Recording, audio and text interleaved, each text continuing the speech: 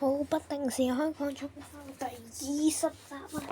咁我哋終於都嚟到20集。咁呢，我就決定呢，開2025年由頭到尾嘅抗衝包對戰拍檔葉楓同埋最新嘅火箭隊榮耀。咁同埋呢，始終金錢同埋資源上有限，咁我就只係單拆咗4包火箭隊，隨機抽到3包4包火箭隊嘅榮耀嘅啫。咁呢度就係4包其中1包，即係我之後我都仲有3包會開嘅。咁就係咁，咁呢個遲啲先再搞。你哋今日就係、算唔算係特別編號呢？算都唔算，都係改翻做20集。畢竟特別編都只係喺新年嗰陣做喎。咁而家嚟睇下有咩？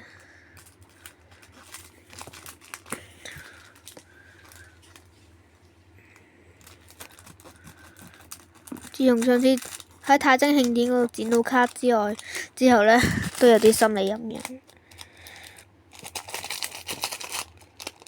看到嘅。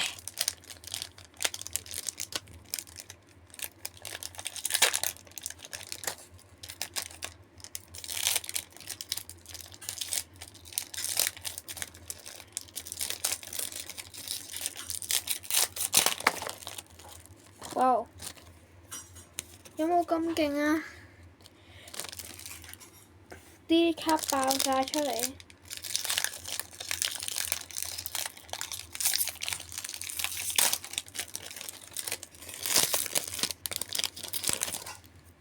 OK， 火箭隊呢個係，跟住最尾係有葉楓，啲膠袋放埋一邊。哇！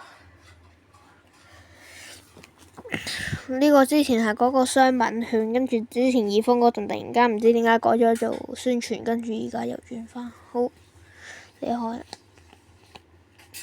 但好似冇嘢出喎，大佬。呢個係鴨嘴鹽獸 N 嘅城堡有用。哦，拆咗佢。OK， 乜都冇。20集都要咁不幸，算啦。好，咁我哋下次再見，拜拜。